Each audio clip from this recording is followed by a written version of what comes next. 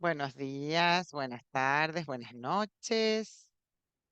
Mi nombre es Glenn Pierce y soy vicepresidente médico de la Federación Mundial de Hemofilia. Les doy la bienvenida a este tercer seminario web sobre toma de decisiones compartidas. En los dos primeros webinars de esta serie, en febrero y marzo, hemos escuchado a las doctoras Barbara Conkle y Steve Pipe, que hablaron de la eficacia y la seguridad de una variedad de productos distintos. Y ellos revisaron en detalle cómo se evalúa la eficacia y la seguridad. Y lo que hay que considerar al pensar en los productos disponibles en las distintas regiones. Lo que vamos a escuchar en el día de hoy es seguir avanzando con estas conversaciones. Vamos a hablar más del proceso de toma de decisiones compartidas, cuáles son los beneficios para los médicos y el equipo de salud y para las personas con hemofilia. Y después vamos a tener una conversación con todos los miembros del panel, todos los oradores de los seminarios anteriores también. Los nuevos oradores el día de hoy serán Jonna Coffin, que es directora de investigación y educación de la Federación Mundial de Hemofilia. Se sumó a la federación en el año 2016 y estableció el Departamento de Investigación y Educación de la Federación Mundial, enfocándose en el desarrollo y la implementación del Registro Mundial de Trastornos de la Coagulación. Y ella ha sido muy activa en el desarrollo de los materiales educativos. También ha sido uno de los miembros clave para desarrollar la herramienta de tomas de decisiones compartidas de la Federación Mundial. La siguiente oradora será Sara García Barcenilia, que está en la unidad de hemostasia en la universidad como enfermera en ensayos clínicos en Madrid, España, desde el año 2014, o sea, hace 10 años. Ella coordina y realiza los procedimientos de enfermería en diversos estudios clínicos enfocados principalmente en la hemofilia y otros trastornos de la coagulación. Y nuestra tercera oradora, Mariette Drissens.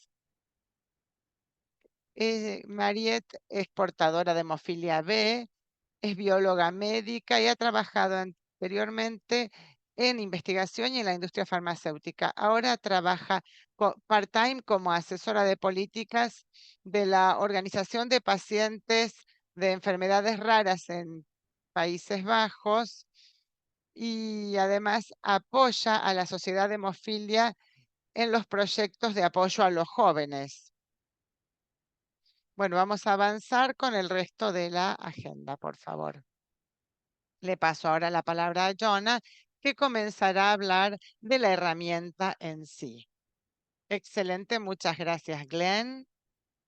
Voy a compartir mi pantalla con ustedes.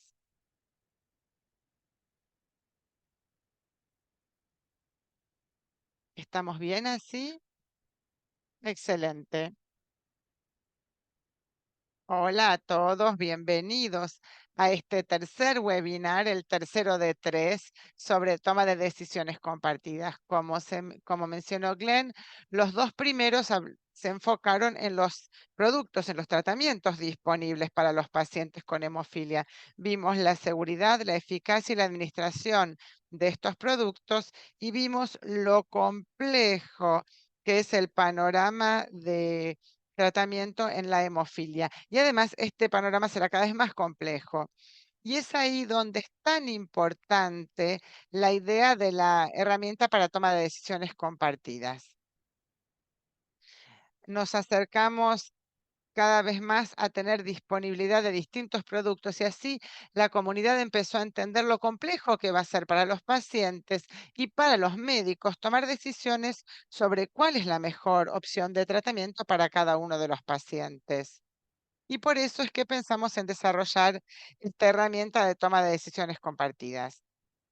Vamos a hablar entonces de en qué consiste la toma de decisiones compartidas. Hablaremos de este concepto. Para empezar, Tenemos un grupo de trabajo que ha trabajado durante varios años para desarrollar lo que tenemos ahora como herramienta de toma de decisiones compartida. Ese grupo de trabajo estaba formado por Jacqueline Nunes y Brendan Hayes, Mark Skinner, Thomas Annie, Courtney Thornburg, que es hematóloga en los Estados Unidos, y Glenn Pierce, y además personas del personal, Julia, yo y también Mace. Nosotras trabajamos con consultores externos en la parte de datos y evidencia y también trabajamos con una agencia de educación médica que desarrolló la plataforma en sí. Y por supuesto, quiero agradecer a quienes nos apoyaron con esta herramienta que nos ha permitido desarrollar toda la herramienta. Aquí pueden ver los nombres de quienes nos ayudaron con la financiación. Bueno, ¿qué es la toma de decisiones compartidas? Es un proceso en que los equipos de salud y las personas con hemofilia trabajan juntas para tomar decisiones en cuanto al tratamiento sobre la base de la evidencia clínica, donde se equilibran los riesgos y los beneficios con las preferencias y los valores de los pacientes. Entonces, ¿en qué consiste esta herramienta de toma de decisiones compartidas? Se trata de una plataforma interactiva basada en la web destinada a guiar a los pacientes y a los cuidadores en el proceso para poder tomar una decisión de tratamiento informada y compartida. Ofrece a los usuarios las herramientas y conocimientos para formar parte de esta conversación tan compleja. Para esto la desarrollamos para esta área, para los pacientes y sus cuidadores, pero también se puede utilizar como herramienta de cabildeo para los decisores en el sector de la salud. Por ejemplo, para la selección de tratamientos que se incluirán en un vademecum, bueno, esto tiene que basarse en pruebas y en información sobre las distintas tipos de tratamientos.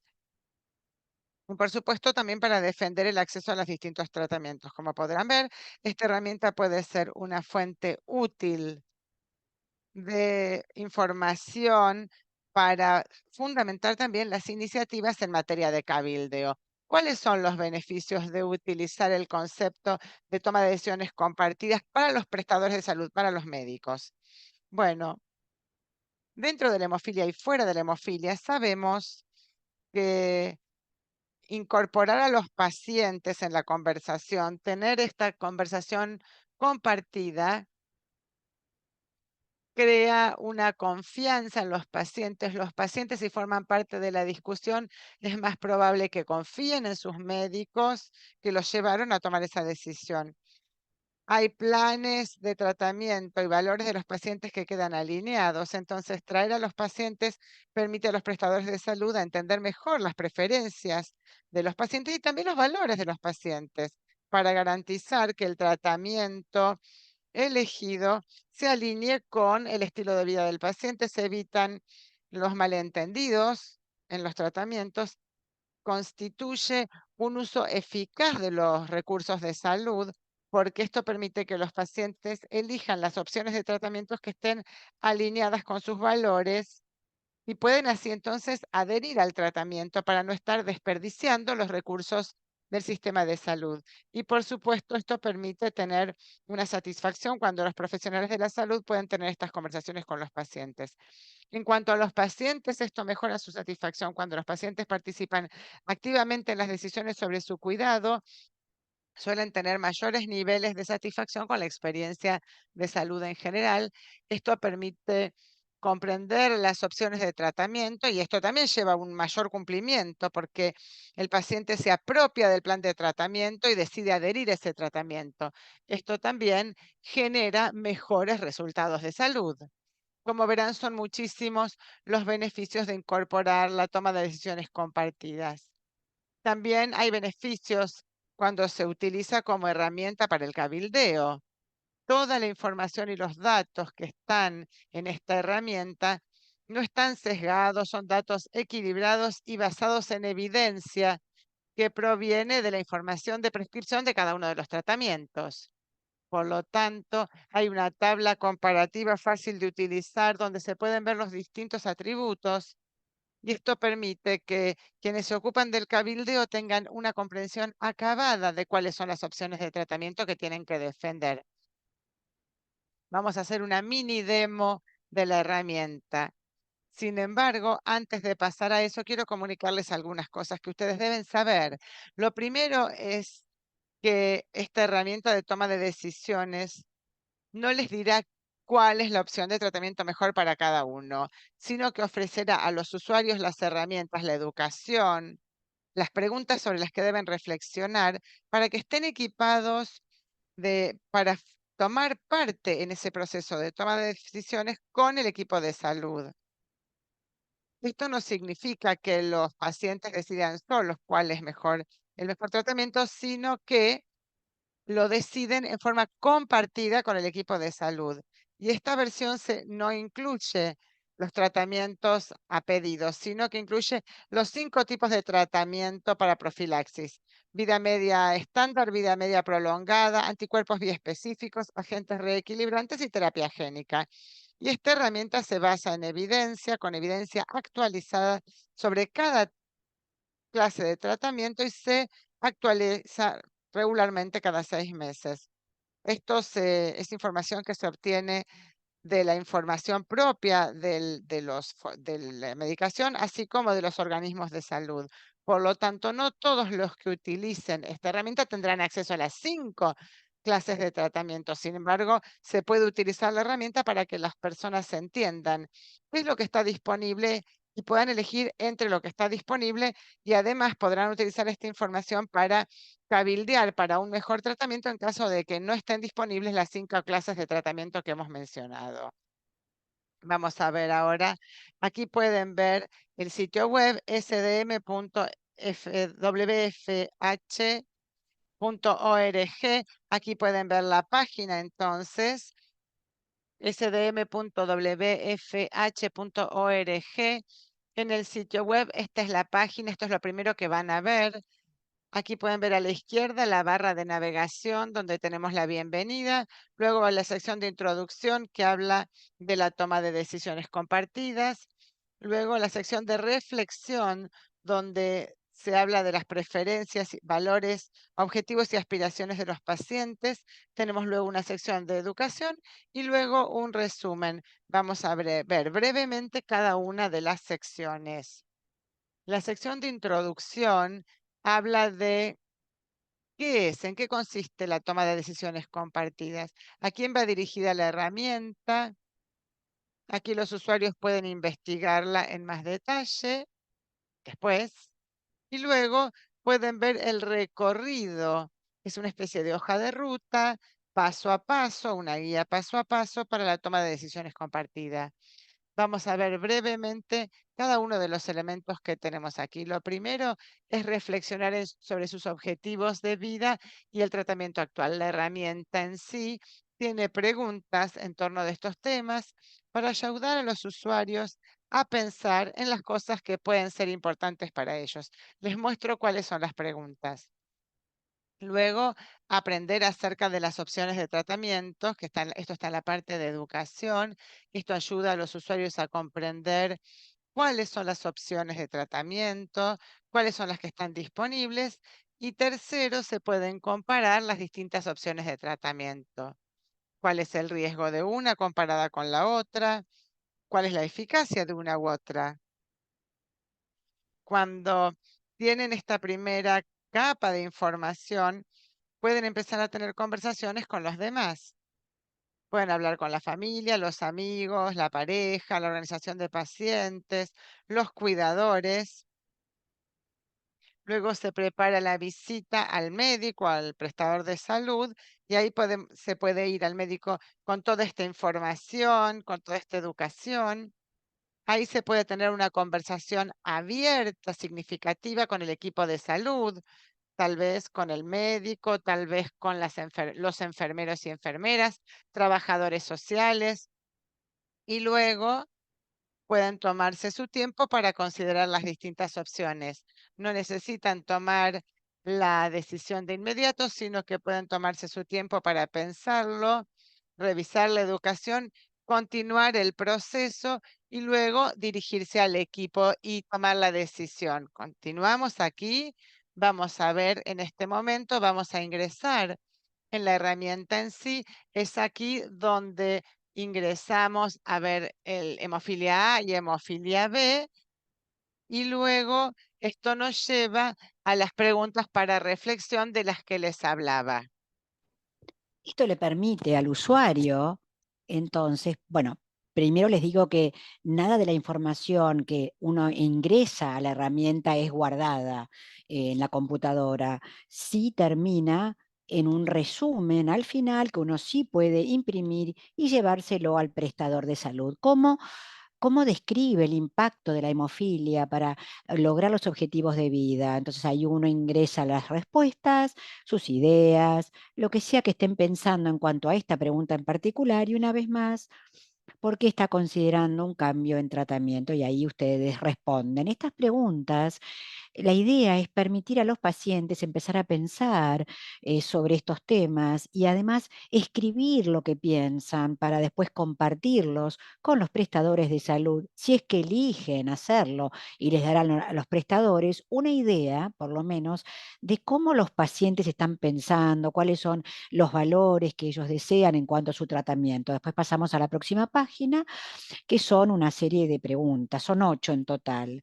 Son preguntas cuyo objetivo es que el paciente piense en cuál es el tratamiento actual, cómo se sienten respecto de su hemofilia, qué buscan de un tratamiento y cómo van a responder a cada una de las preguntas. Hay una escala de 0 en adelante, si, de 0 a 100, si me siento, por ejemplo, restringido por el tratamiento de hemofilia que tengo ahora, y así sucesivamente. Y ven cómo se mueve. mm, Funciona, les digo, a mí no me está funcionando ahora. Por ejemplo, colocan el puntaje entre 0 y 100. Lo mismo para las próximas preguntas, por ejemplo, cómo manejo mi hemofilia, que me lleva mucho esfuerzo. Número 3, la hemofilia siempre la estoy pensando, todo el tiempo la tengo presente, o si siento que estoy protegida correctamente contra las hemorragias. O sea, se responden estas preguntas y terminan en esa página de resumen del paciente. Ahora las vamos a ver al final. Seguimos adelante en la próxima etapa, que esta es la parte de educativa, digamos. En esta, como ya mencioné, nos concentramos en las 5 clases principales de tratamientos. Primero, la vida media estándar, la prolongada, terapia génica, antibióticos biespecíficos y los agentes reequilibrantes. O sea, cada uno tiene un video.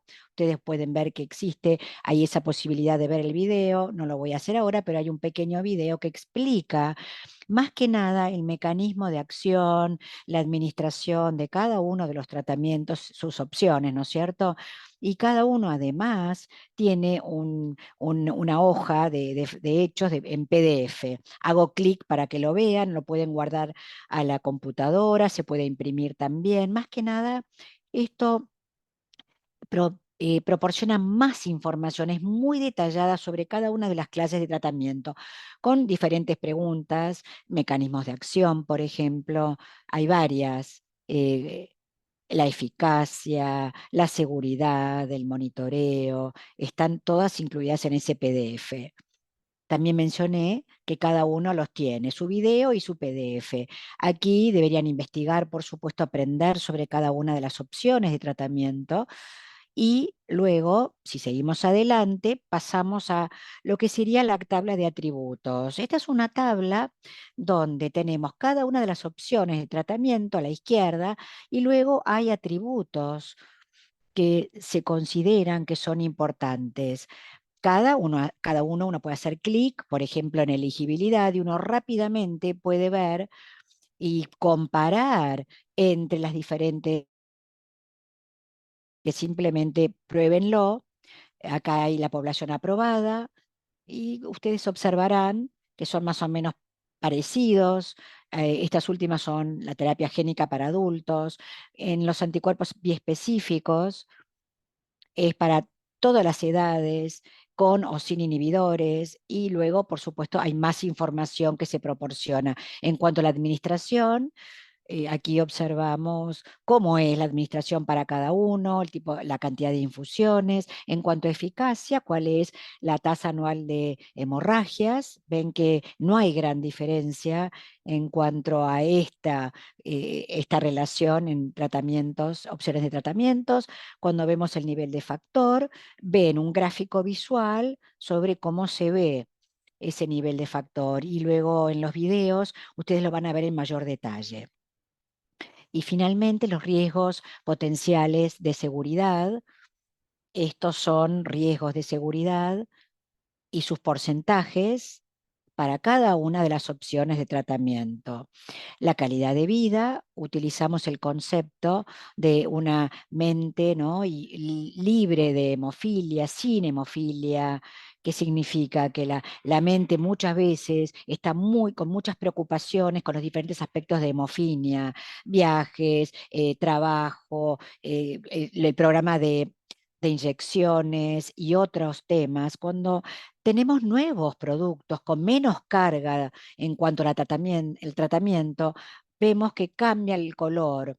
Algunos están en amarillo, esto significa que hay algunas preocupaciones, otros son verdes, que casi no hay preocupación en absoluto o inquietud. Y luego pasamos a la terapia génica, que aquí vemos que hay menos preocupaciones. Es una manera visual muy interesante para poder ver cada una de los aspectos en cuanto a la calidad de vida. Si ustedes lo están repasando y dicen, bueno, me interesa mucho porque ahora estoy en una terapia con vida media estándar y quiero pasar tal vez a una con anticuerpos biespecíficos. Y estos son los que quiero hablar con mi médico. Uno puede hacer clic en estos dos y terminarán también en ese resumen final que comenté antes.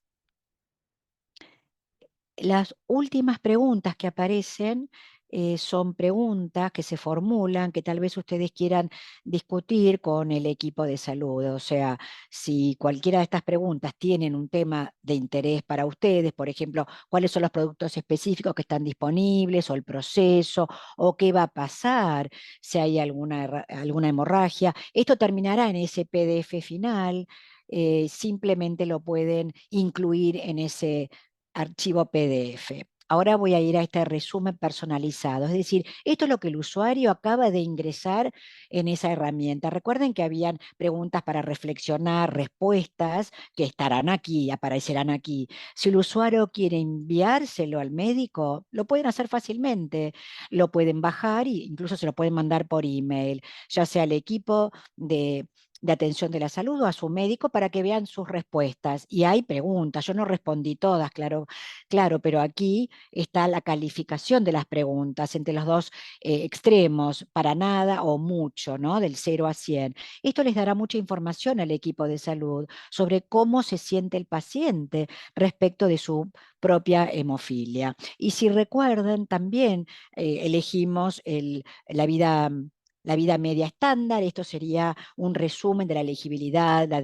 administración, la eficacia, la seguridad, calidad de vida, de lo que es el producto vida media estándar versus los anticuerpos biespecíficos. Luego están las preguntas para el equipo de salud.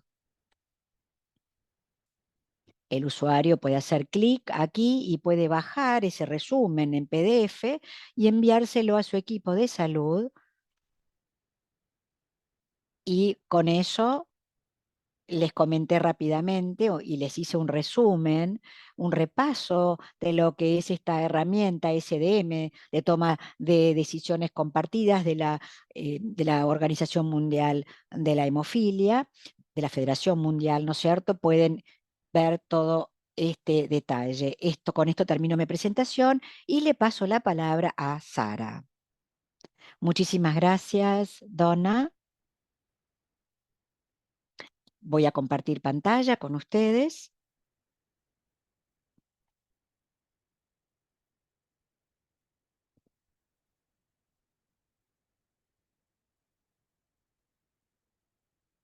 Muy bien. ¿Pueden ver mi pantalla? Sí, se ve perfecto. Muchísimas gracias. Gracias por esta amable presentación y por permitirme estar aquí con ustedes hoy.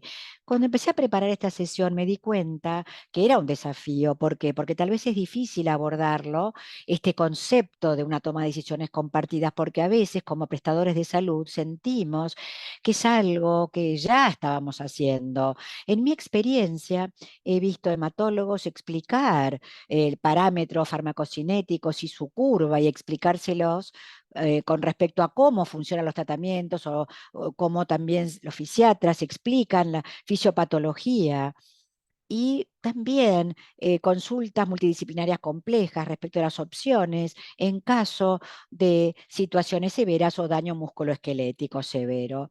Bueno, yo trabajo en ensayos clínicos y hay similitudes, diría yo, con respecto a los ensayos clínicos y el proceso de toma de decisiones, porque antes del screening y antes de que el usuario participe, explicamos el mecanismo de acción de la molécula, sus riesgos, sus beneficios, datos anteriores, consultas, procedimientos por consulta y por visita, y este es el primer punto de control.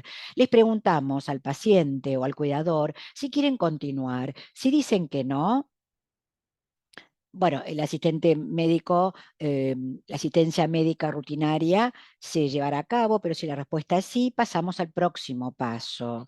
Si dicen que sí, bueno, estoy bien con esto, quiero participar y quiero seguir con el proceso. Y ahí es donde les damos mayor información y le ofrecemos al paciente una hoja de información, un consentimiento informado, de manera tangible, porque es en papel, por escrito, para que se lo lleven a casa, para que lo mediten con su familia, sus amigos o con quienes lo deseen. Permitimos tiempo también para que reflexionen, o sea, para que ellos puedan reflexionar y que sea eficaz, ¿no? Y cuando los volvemos a ver en la consulta, les preguntamos si tienen dudas, percepciones, comentarios, y una vez más les preguntamos si quieren seguir participando. Si de hecho dicen que no, volvemos a esa asistencia médica de rutina, eso se llevará a cabo y si dicen que sí, pasamos al próximo paso. Los ensayos clínicos siguen estos pasos porque así lo requiere la práctica clínica y la legislación misma, pero esta manera de trabajar nos permite hacer una secuencia, porque es tan importante como la participación del ensayo clínico y también esa herramienta de la toma de decisiones de la Federación Mundial de la Hemofilia permite entonces hacerle esa secuencia con respuestas a sus preguntas, estructuramos la información y sirve, es muy visual. Y también está ese feedback, cómo se hacen los ensayos clínicos. Pero esta manera de trabajar no es algo nuevo, claro que no, porque del 2003 en Francia se publicó un artículo y que la idea era un cambio en los modelos de la atención médica. El grupo de autores hizo un repaso y una actualización de las 31 entrevistas con personas con hemofilia y sus familias y con 31 clínicos. Y la conclusión es que después de una crisis, los médicos repensaron en ese modelo que se había originado, porque encontraron que había un conocimiento compartido entre las partes. Y yo creo que es muy importante porque el autor concluye que hay un cambio en lo que se comparte. No es la emergencia de una zona, digamos, de emergencia de compartir, ¿no? Hubo en 16 años más adelante, se hizo una revisión sistemática de 40 artículos sobre los modelos singulares de este modelo de toma de decisiones compartida y reconocieron entonces lo que es ese proceso de toma de decisiones como un esfuerzo explícito realizado por dos o más expertos. El primero es la gente con hemofilia y el segundo es el prestador de salud. Y segundo, ese esfuerzo de proporcionar información relevante, siempre basado en la evidencia, que es una ventaja de utilizar esta manera de trabajar, porque nosotros tenemos que estar actualizados y capacitados, tenemos que poder ofrecer esta información a los pacientes y sus familias. Lo podemos hacer utilizando también una formación continua, asistir a los congresos, a las reuniones, a las conferencias, para actualizar el conocimiento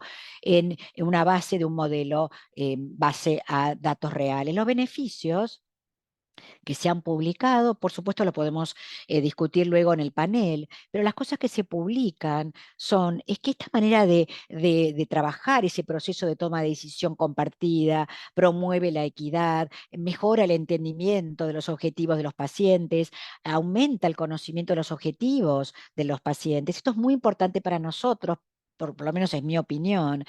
Cuanto más información tengamos, más cosas podemos hacer para ayudar a los pacientes y asegurar salud a los pacientes en ese proceso. También nos permite aprender más sobre la persona que tenemos frente a nosotros, a quienes estamos cuidando y para seguir capacitándonos y actualizando nuestro conocimiento basado en la evidencia, que yo creo que es tan importante y una ventaja en realidad de este tipo de trabajo. Y con esto termino. Este es el final de mi charla y muchísimas gracias por la invitación y por permitirme participar. Y después seguimos en el panel de discusión. Ahora, entonces, le paso la palabra a Mariette. Muchas gracias. Gracias por compartir mis diapos. Gracias a la Federación Mundial de Hemofilia por la invitación. Trabajo en esta herramienta de toma de decisiones compartidas en el contexto de las actividades de apoyo a los jóvenes con hemofilia desde la Sociedad Holandesa de Hemofilia. ¿Cuál es el objetivo de esta actividad? Informar a los jóvenes sobre los tratamientos novedosos. Este es un grupo, esto es cuando cumplen 18 años. Su tratamiento estará disponible y hay elementos del proyecto en los que queremos enfocarnos. Queremos enfocarnos en las personas que tienen pocos conocimientos en materia de salud. Con esto queremos decir la población de migrantes o con bajo nivel educativo, en el caso de mi país. Y la otra condición es no reinventar la rueda y aprovechar lo que ya está disponible. Fue para mí un gran placer ver la herramienta de toma de decisiones compartidas de la FMH. Y hablando de los bajos conocimientos en materia de salud, hay distintos elementos que tienen que ver con el uso de esta herramienta. Por un lado, el nivel de alfabetización, si las personas pueden leer y escribir. Luego también los conocimientos digitales, si son personas que son buenas con el uso de las computadoras o los teléfonos celulares. Eso ayuda mucho. Una persona que pueda entender cuáles son los efectos colaterales o entender también el cronograma de un tratamiento. El año pasado la FMH desarrolló esta herramienta de toma de decisiones, publicó la herramienta de toma de decisiones compartidas. En ese momento estaba disponible en inglés, francés y español, creo. Y yo estaba muy entusiasmada por verla y le pedí a la Federación Mundial si podíamos trabajar juntos para preparar traducciones al holandés. Yo estaba muy entusiasmada con esta herramienta porque tiene los objetivos y las reflexiones, es completa, muestra todas las clases y tipos de medicación. Había panfletos o folletos educativos y también videos e información visual. Me pareció muy interesante ver los iconos que se utilizan para transmitir ciertas características. Iconos sobre la hemofilia y, por supuesto, pensamos que si ofrecemos a los pacientes una información completa, los hacemos reflexionar y esto funciona muy bien en cuanto a las decisiones de tratamiento y mejorará la calidad de vida de los pacientes. Pedí entonces la traducción del inglés al holandés El holandés es un país que se habla en Países Bajos y también en nuestros vecinos del sur, en parte de Bélgica. Y por lo tanto decidí dirigirme a los colegas de la Sociedad Belga de Hemofilia para que trabajáramos juntos y evaluáramos las traducciones. Y también voy a trabajar con un grupo de jóvenes de la foto que les mostré. Próxima, por favor.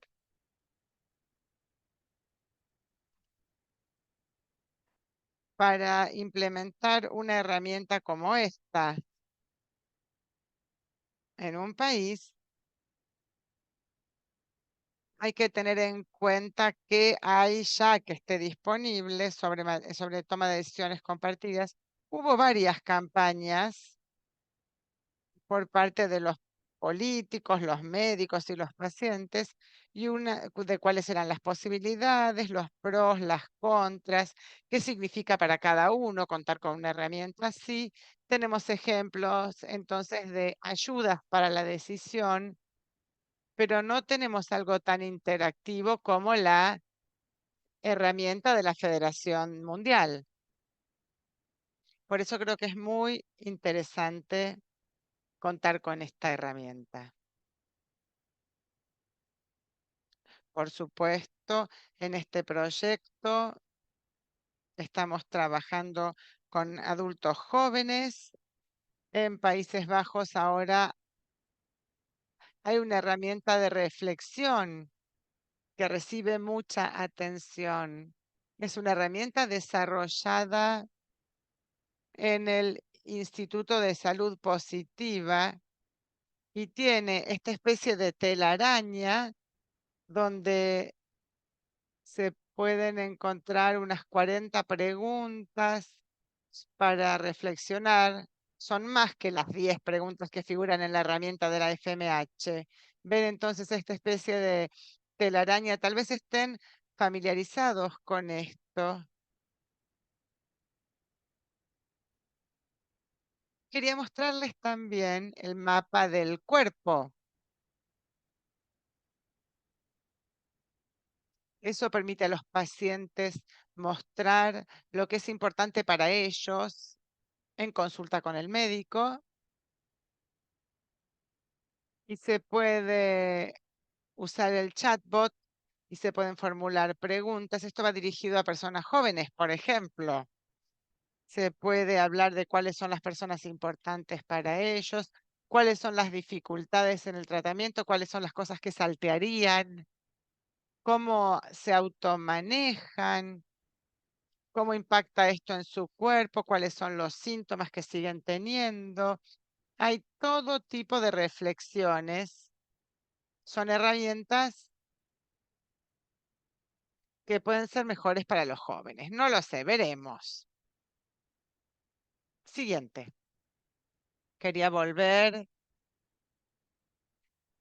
al tema de la alfabetización general, trabajar para que la información médica sea comprensible. En Europa tenemos un marco común de referencia para los idiomas. Esto tiene que ver con el aprendizaje, la enseñanza y la evaluación. Aquí ven que el lenguaje simple es A1, el lenguaje difícil es C2.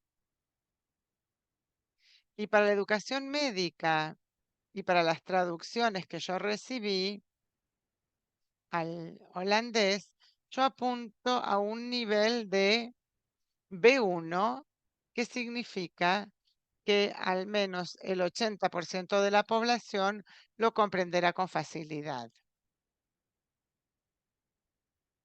Próxima, por favor. ¿Qué ayuda en este proceso de evaluar las traducciones al holandés? Bueno, por supuesto que quisiéramos ver información sobre el producto en holandés. Esto está disponible cuando los productos reciben autorización de comercialización en la Unión Europea, pero esto no es el caso en de todos los productos mencionados en la herramienta. En un par de meses, creo que sí, estarán todos incluidos. Por supuesto, esta herramienta tiene que implementarse en los cuidados normales. Les he pedido a enfermeros especialistas y a los médicos, o les pregunté cómo van a participar, si van a participar en las traducciones o de qué manera vamos a proceder. Y me dijeron que quisieran probar la herramienta en 2 de los 6 centros de tratamiento integral que hay en Países Bajos y luego trabajar en una estrategia de implementación para implementarlo en el recorrido del paciente y de los cuidados, para que se pueda ofrecer esta herramienta a los pacientes. Y también hemos promovido esto a través de la sociedad y del registro de la hemofilia y otros trastornos de la coagulación, que se llama EMONED. Por eso les ofrecemos un vínculo a la herramienta próxima. Por supuesto, estábamos pensando junto con los jóvenes en hacer algunos extras, tener algunos materiales derivados de estas herramientas para las personas que no tienen conocimientos en materia de salud. Por ejemplo, contar con videos explicativos sobre ciertos temas. Los jóvenes pensaron en hacer sus propios testimonios y blogs sobre el uso de la herramienta, con videos donde ellos muestren cómo la usan, y también quieren compartir algunos consejos y trucos para reducir la cantidad de hemorragias. Además, hicimos un grupo de WhatsApp de jóvenes que me apoyan en esta labor. Esto sigue siendo trabajo en curso y quiero una vez más reconocer el apoyo de los estudiantes que están haciendo una pasantía y que me ayudaron con esta herramienta. Muchísimas gracias por su atención. Gracias, Mariette. Gracias a todos los oradores y oradoras. Tenemos algunas preguntas y nos quedan unos minutos para eso. Quiero pedirles a los panelistas si pueden, por favor, dar respuestas breves a las preguntas para que podamos contestarlas todas. Quiero comenzar con Jonah. Con respecto a la mecánica de participar o de trabajar con esta herramienta de toma de decisiones, ¿me dirías, Donna, a qué idiomas ha sido traducido? ¿Qué planes hay para el futuro próximo? Bueno, ahora está disponible en inglés, francés y español. Y estamos trabajando en alemán, holandés y japonés. Con el paso del tiempo, aumentaremos las traducciones. Esto es lo que tenemos por ahora. Si un país estuviera interesado en traducirla a su idioma, ¿cuáles serían los pasos que deberían tomar? Bueno, estamos trabajando mucho con Mariette en esto. La FMH tiene que hacer las traducciones porque tenemos la plataforma y todo, para que el país se pueda poner en contacto con nosotros en cuanto a la traducción. Nosotros haremos la traducción, el país con el que estemos trabajando, a esa ONM, le pediremos que revisen la traducción desde el punto de vista lingüístico y luego haremos la implementación aquí. Muy bien, gracias. Quiero ahora dirigirme a nuestros panelistas. Enrique, Hasri, Jay, Garrett, que han hablado en los webinarios anteriores, que han dado sus perspectivas sobre cómo están manejando su enfermedad. Me interesaría saber sus opiniones ante las presentaciones de hoy,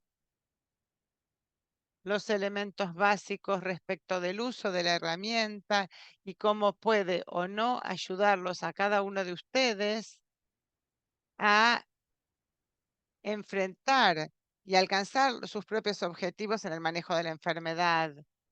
Por eso no tengo un orden en particular, pero empezaría con Hasri. Hola a todos. Bueno, me ha ayudado de tres maneras en realidad. Me ayudó muchísimo para empezar conversaciones sobre cómo manejo la hemofilia con mis pares, para entender mejor qué tratamiento les viene mejor, para poder... Y esto me ayudó a mí también en armar mis propias opciones de tratamiento. En segundo lugar, yo creo que lo que me gusta de la herramienta es que me da preguntas sugeridas, ¿no es cierto? Y esto es útil para empezar con la conversación y el diálogo con mis médicos. Y también disfruto, y lo que disfruto es justamente porque hay videos sobre el tratamiento, y esto me ayuda a entender mejor en contraposición con leer documentos científicos. Yo creo que es lo suficientemente sencillo para que lo pueda entender. Por eso digo que es tan útil. Bueno, muchísimas gracias, Hasri. Enrique, ¿y cuál es tu punto de vista al respecto? Hola, Glenn. Bueno, estoy de acuerdo con Hasri. Yo creo que con respecto al cabildeo, es una herramienta muy buena. En mi caso en particular, yo solía pensar, y también pienso que algunos de los médicos acá en México también lo pensaban, hay una sola manera de tratar a los pacientes con hemofilia, es tomar el tratamiento, no hacer ninguna actividad física o deportes. Y tener esa oportunidad ahora de ver estas otras opciones me ayudó a tener otra perspectiva.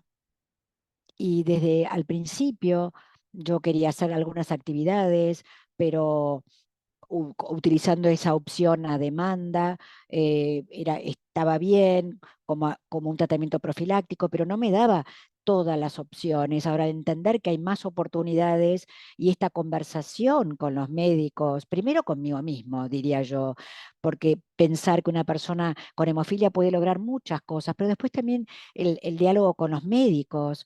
Y también estoy de acuerdo con respecto a leer y entender más sobre los tratamientos de una manera más integral. Así que sí, esa sería mi respuesta, Glenn. Muchas gracias, Enrique. Jay, ¿qué piensas? Bueno, personalmente creo que la herramienta es muy buena, como fue pensada, así que los felicito a todos por ello. Y nada de esto existía, por lo menos que yo conociera, cuando empecé y en la mayor parte de mi vida con estos tratamientos. Lo que me gustó es que es como si fuera una única fuente. Un único lugar donde uno puede obtener muchísima información sobre distintas cosas. Y esto en sí mismo lo veo, si lo hubiese visto hace mucho tiempo atrás, seguramente hubiera tenido mayor esperanza con respecto al futuro, porque como vemos aquí, hay diferentes caminos que se pueden tomar y se actualiza cada 6 meses, o sea que uno siente que siempre está teniendo la información más precisa y actualizada. No tuve la oportunidad de que me ayude en gran medida, pero sí puedo ver que aun cuando decidía sobre el tratamiento de terapia génica, me preparó mejor para formular preguntas donde antes tenía como puntos ciegos. Terminé dándome cuenta de ciertas cosas en el trayecto, pero antes no sabía lo que no sabía, obviamente. Esta herramienta lo cambia, bueno, cosas que sé que no sé y puedo leer más al respecto. Por eso creo que es fantástica y, como dispositivo. Bueno, qué buena analogía. Y Garrett, ¿qué piensas tú? Bueno, estoy totalmente de acuerdo con todo lo que se ha dicho hasta ahora. Creo que la herramienta es muy buena. Como pacientes, creo que estamos como bombardeados con mucha información científica sobre los productos, especialmente los más nuevos, ¿no? Y lo que me gusta de la herramienta es como que recontextualiza las decisiones de tratamiento y objetivos que tenemos los pacientes. En estos diálogos, cuando uno se sienta con los médicos y con los prestadores de salud, a veces la gente los ve una o dos veces por año nada más. Esta herramienta nos permite ser un participante más activo en la toma de decisiones de los tratamientos, porque permite que su decisión de tratamiento está en el contexto con sus objetivos y el nivel de actividad. Cuando uno tiene este tipo de herramienta, ayuda a los pacientes a estar un poco más seguros con la decisión de tratamiento que está buscando, que creo que eso es parte de todo el tema, ¿no? Gracias, Garrett. Bueno, ahora voy a pedirles a los expertos clínicos, Barbie y Sarah, unas preguntitas, pero antes de esto, quiero reforzar algunos de los conceptos que surgieron en estos últimos años dentro de toda la comunidad de trastornos de la coagulación. Uno ya se habló, que es la herramienta de la toma de decisiones compartida. Y esa es esa mentalidad sin pensar en la hemofilia, ¿no? Uno puede hacer sus actividades, su vida laboral, social, lo que fuere, sin tener que constantemente estar pensando en alguna preocupación por el sangrado o trastornos de coagulación. Estos tratamientos surgieron en los últimos 10 años y nos están acercando a esa mentalidad sin pensar en la hemofilia, pero también hay una gran cantidad de equidad.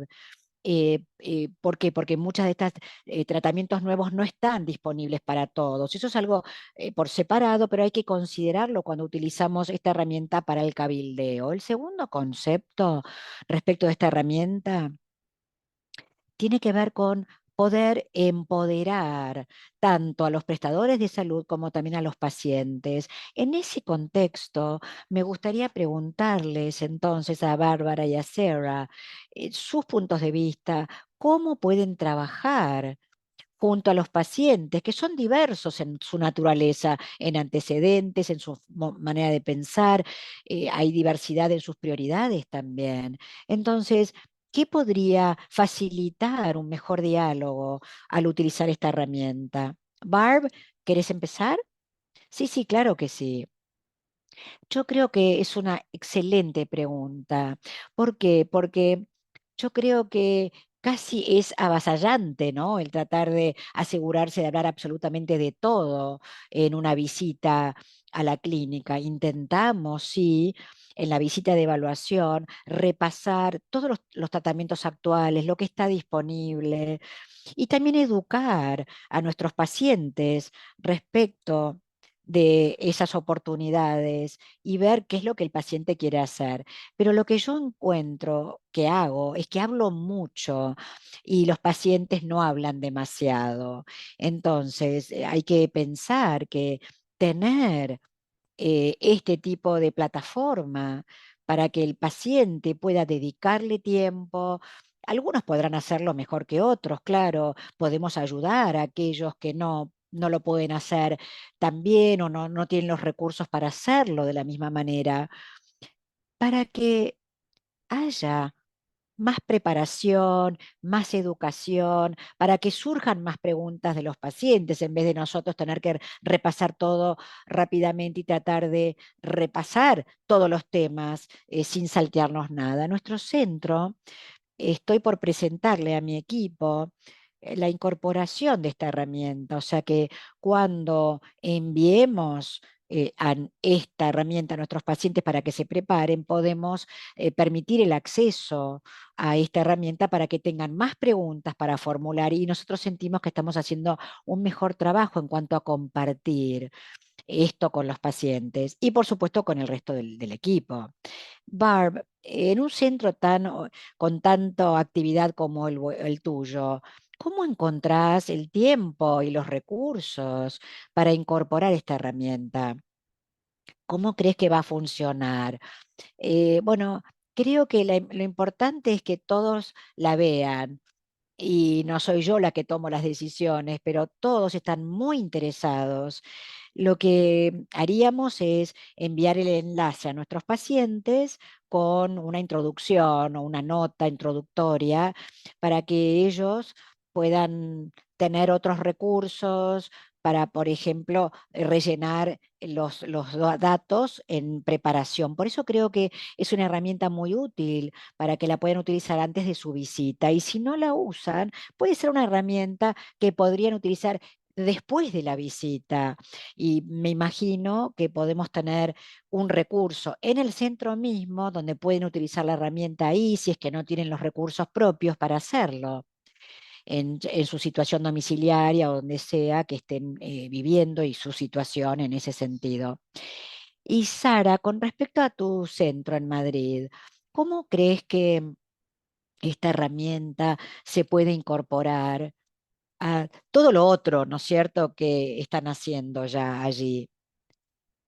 Bueno, creo que tal vez sería una buena idea trabajar con nuestros pacientes, las asociaciones nacionales como regional, tal vez colocar folletos en las salas de espera o en el consultorio, porque si uno les da ese poder al clínico para decidir, yo la puedo ofrecer o no, estamos en ese mismo lugar que antes. Yo creo que hay que distribuirlo, dispersarlo, porque los pacientes lo vean.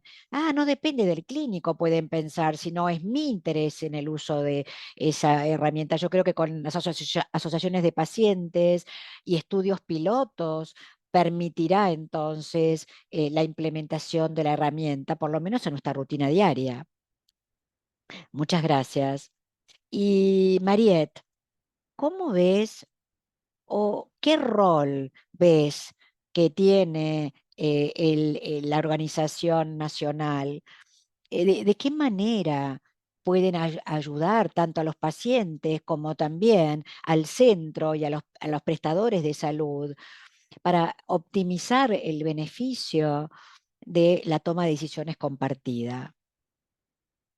Bueno, yo creo que es muy importante verdaderamente implementarla en la atención y en el proceso de atención.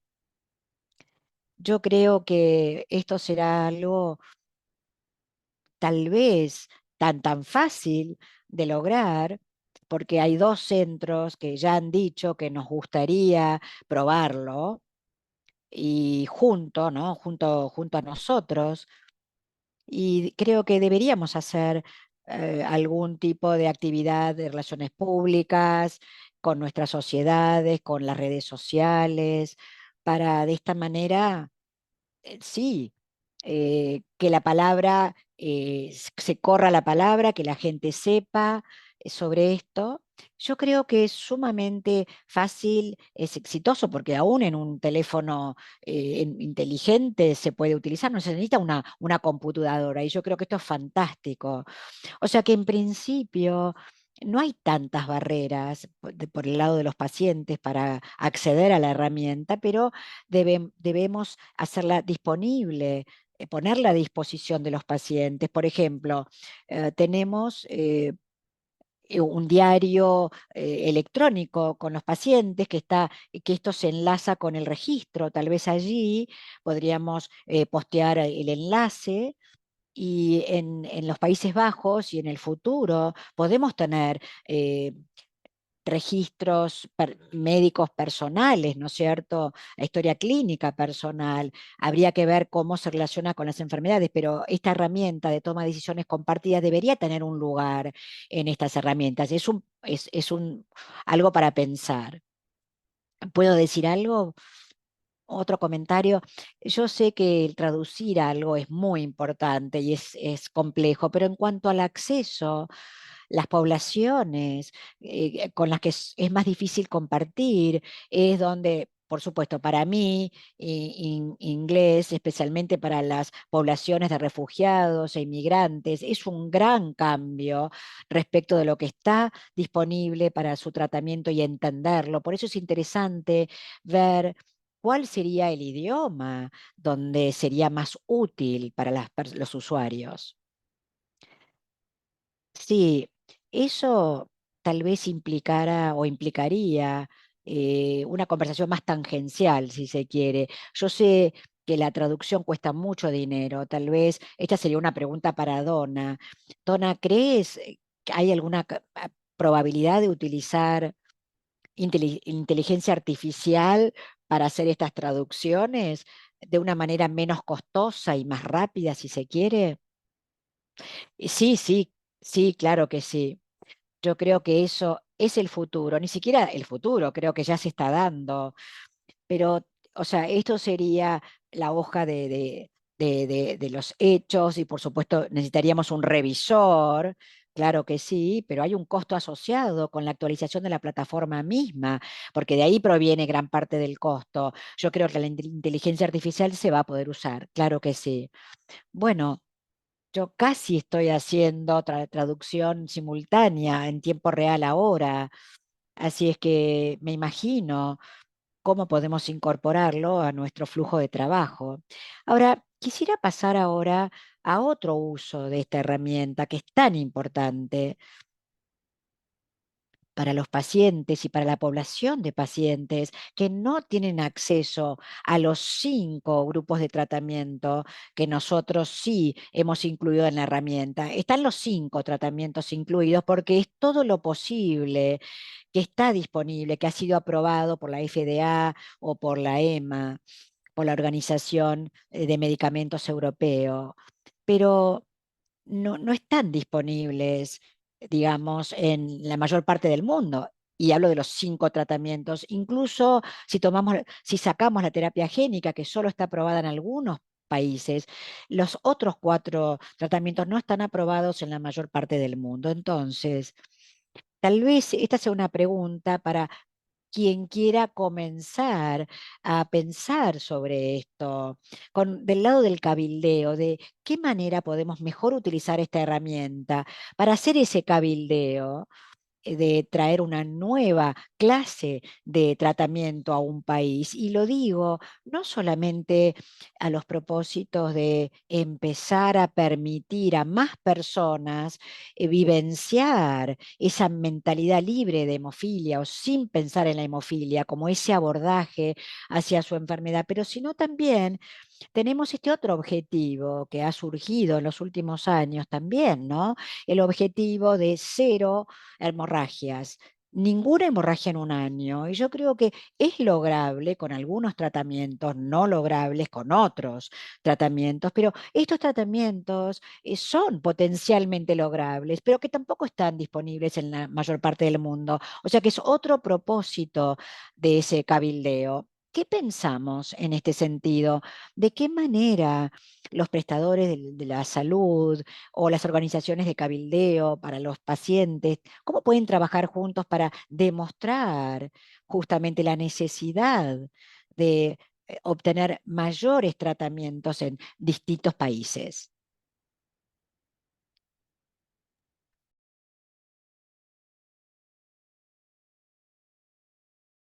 Yo quisiera darles un ejemplo. Sobre la primera sesión de este panel, yo estuve con algunas personas de mi organización en México, en un estado muy pequeño, solo tienen factor 8 y 9 a pedido, y el objetivo es pasar al emicizumab. Eso es lo único que tenían en mente. Pero luego participaron del primer panel y se enteraron de que había otros tratamientos. Para ellos fue muy informativo porque la terapia génica no está aprobada, pero ahora saben que pueden tener emicizumab, que pueden pedir eso y que existen otros tratamientos. Esto es interesante porque a veces estamos en una organización local, solo sabemos algo, pero no de todas las opciones. Tenemos estas herramientas que los ayudan a aprender más, a averiguar qué es lo más adecuado para una determinada situación y así pueden empezar la conversación con los gobiernos, con las autoridades Si no tienen eso en mente, solamente van a pedir lo que conocen, en cambio, y van a estar ignorando otras cosas de las que no tenían conocimiento. Excelente, gracias, Enrique. Sara, yo tengo una pregunta al equipo de la FMH que hizo la herramienta, porque creo que un punto muy bueno de la herramienta es que se puede hacer el informe, completar todas las respuestas y luego tener un PDF, un resumen. Supongo que es difícil porque hay que conectarse. La aplicación no almacena la información, no la deja guardada, pero creo que sería bueno ver la evolución de las respuestas. Por ejemplo, hoy pienso en esto, pero tal vez el año próximo tendré otras preferencias, otra experiencia, puede haber cambios y sería tan bueno ver la comparación de lo que pensaba y lo que pienso luego para ver la evolución. No sé si lo pensaron. Me gustaría conocer su opinión. Hablemos un poco de eso.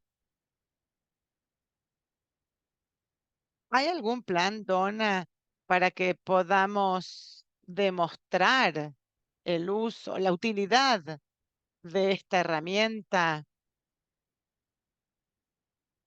para una gran cantidad de pacientes, 50 pacientes, 100 pacientes, para mostrar algunos resultados?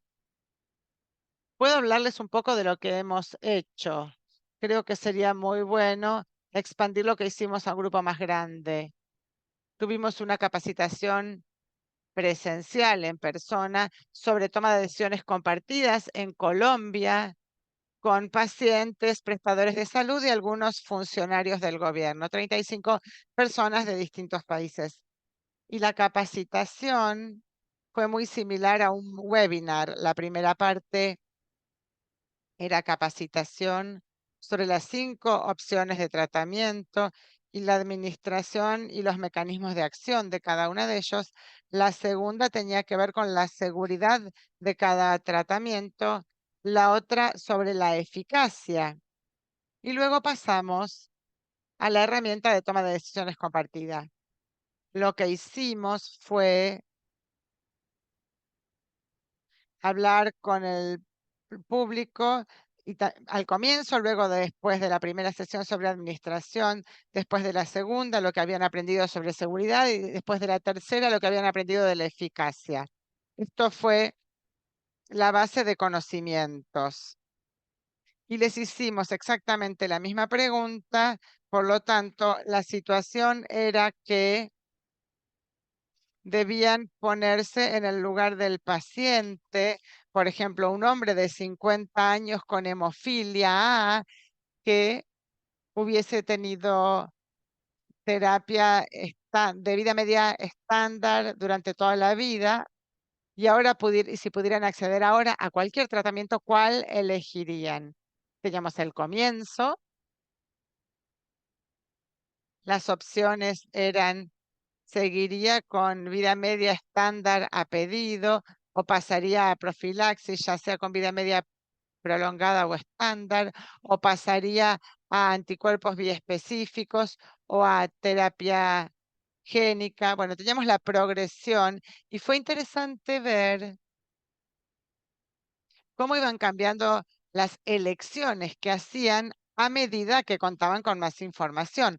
Al comienzo hubo varios que se hubieran quedado con vida media estándar a pedido, pero al reunir más información, todos quisieron pasar a la profilaxis, algunos incluso a terapia génica y muchos anticuerpos biespecíficos y algunos agentes reequilibrantes. Entonces, definitivamente hubo un cambio cuando adquirieron esta educación, porque la decisión pasó a ser una decisión mucho más informada a medida que avanzaron. Fue un ejercicio muy interesante y me encantaría expandirlo a una gran cantidad de personas. Creo que es una buena demostración de la manera en que la educación y los conocimientos pueden dar forma a una decisión. Puede ser algo que se pueda hacer en distintas sesiones de capacitación. Esta podría ser una manera de hacerlo, sin hacer un estudio en distintos centros de tratamiento, que tal vez no sea algo tan fácil de hacer. Ese tipo de experiencias en la vida real, con educación para tomar ese tipo de decisiones para los distintos pacientes y su estilo de vida, creo que esto es importante. ¿Algún otro pensamiento sobre el tema del cabildeo? ¿Algo que quieran agregar los panelistas? Sí, gracias, Glenn. Creo que los íconos de la hemofilia, sería bueno tener una especie de presentación sobre todo lo que significan riesgo de sangrado, dolor articular. No creo que esté presentado como lista en la herramienta, ¿no? Tal vez se podría hacer un video donde se presenten. Creo que eso requiere un poco más de atención. ¿Qué piensas, Jonah? No escuché la primera parte. ¿Podrías repetir, por favor? Para mí es mejor tener las presentaciones una por una. Yo no soy una persona visual. Creo que hay elementos que están pequeños en la herramienta y que hacen que no sea fácil navegar. A eso me refiero, es una cuestión. ¿Te refieres al Hemophilia Free Mind, a la mente libre de hemofilia, esos íconos? Recibimos mucha opinión sobre eso. No todos se enganchan bien con esto. Entiendo tu punto. Es un concepto que hay que entender y hay distintos elementos a tener en cuenta. Lo vamos a ver para ver si encontramos la forma de visualizarlo mejor. Estoy de acuerdo. El Hemophilia Free Mind, creo que no deberíamos tomarlo literalmente. Es un objetivo aspiracional, no tener que estar ocupándose de la hemofilia todos los días o todas las horas del día. Los que tienen hemofilia saben cuando tienen coagulopatía se sienten que todo el tiempo lo están recordando, pero el concepto de preocuparse por el sangrado, por, por los golpes, por subir y bajar una escalera, por tener dolor articular, ese es el tipo de cosas que podrían eliminarse si el tratamiento fuese suficientemente protector. Ese es el concepto que subyace. No quiere decir ya no tener hemofilia, no es así, pero sí creo que hay muchas cosas que no han sido entendidas bien. Es una especie de objetivo aspiracional, como el de cero hemorragias, y es importante que sigamos presionando y moviendo los límites para poder alcanzar más altos niveles de protección. Barb, ¿quieres hacer un comentario al respecto desde la perspectiva de los médicos? Sí, yo cuido a adultos con hemofilia y el punto que señalas es cierto. Es difícil olvidar que uno tiene enfermedad articular. También tengo pacientes que dicen, no pienso en mi hemofilia como pensaba antes. No me preocupo por lo que haré que pueda precipitar una hemorragia. Yo creo yo pienso en el hemofilia free mind, esa mentalidad de libre de hemofilia. No estar todo el tiempo pensando en eso. No tengo que pensar siempre en la hemofilia. Esto de tener una mentalidad como si estuviéramos libres de hemofilia, poder pensar así. Yo puedo hablar de hemofilia free mind en el sentido de que lo pienso más ahora que antes, porque me invitan a muchas reuniones como esta. Es excelente porque estoy sentado cómodamente aquí ayudando a a otras personas. Antes, pensar todo el tiempo en hemofilia me hacía pensar siempre en el miedo, el terror, y tuve que tratar de bloquear eso de mi mente hasta que tuve una lesión. Hasta que no llegaba la lesión no quería hablar. El aspecto emocional es muy importante y ha cambiado mucho. Para mí, que este es un gran objetivo para mí. Como alguien que tiene una terapia con vida media prolongada, tengo presente los momentos de concentración máxima y mínima, sobre todo cuando estoy con la concentración mínima. Siempre estoy pensando en la última infusión. He tenido muy buenos resultados y no pienso todo el tiempo en esto. Y esto es algo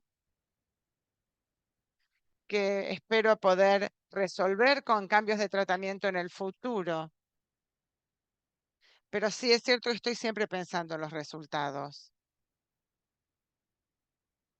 Hasri, ¿qué piensas?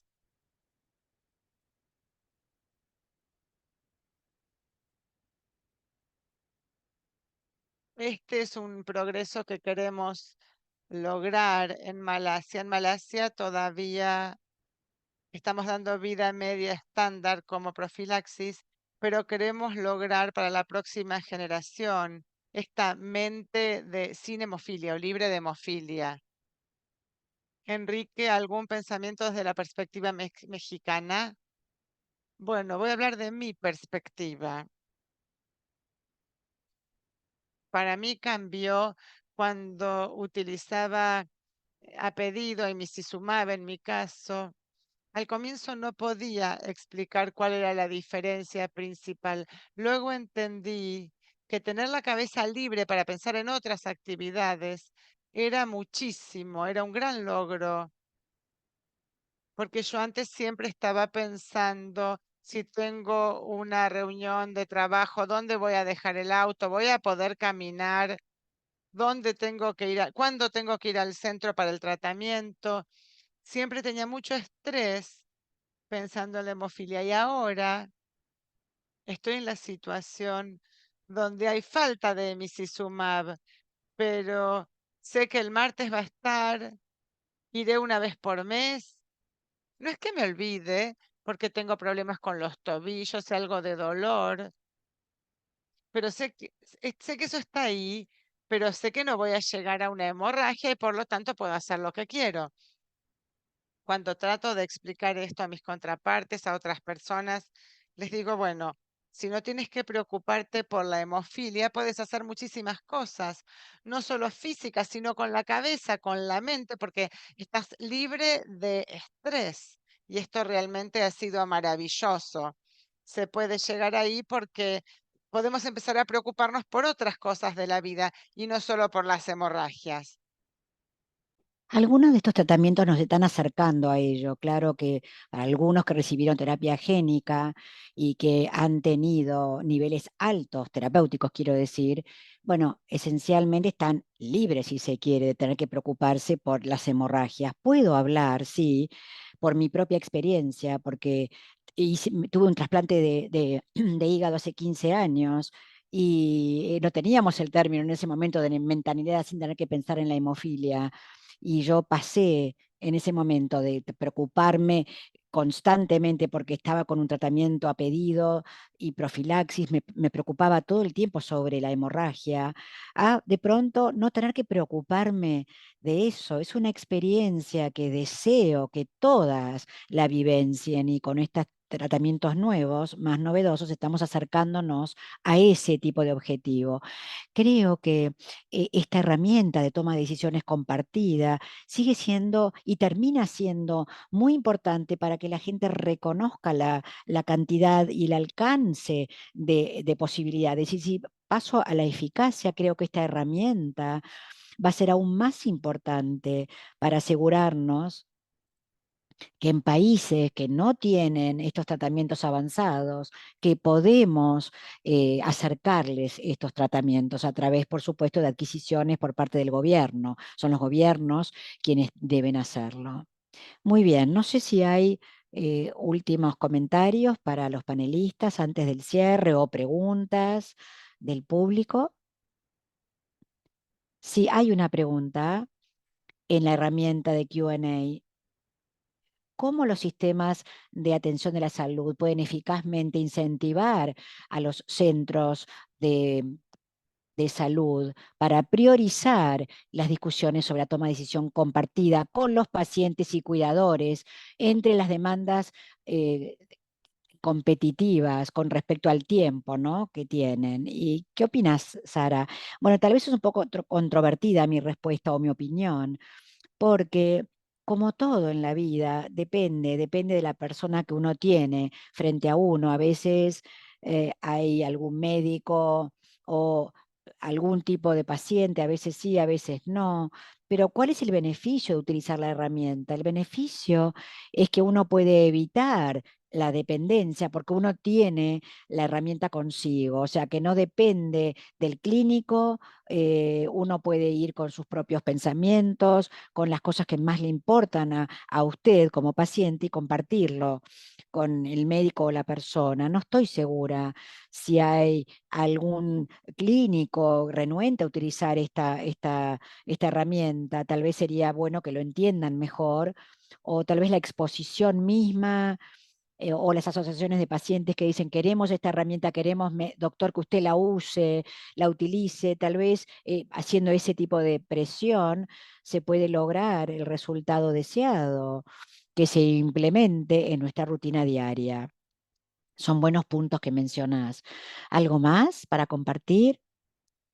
Bueno, si no, quiero agradecer a los panelistas muchísimo por su participación en estos 3 webinarios en el último mes y medio, y quiero agradecer también al público por su presencia, por su interés en esta herramienta de toma de decisión compartida de la Federación Mundial de Hemofilia. Y con esto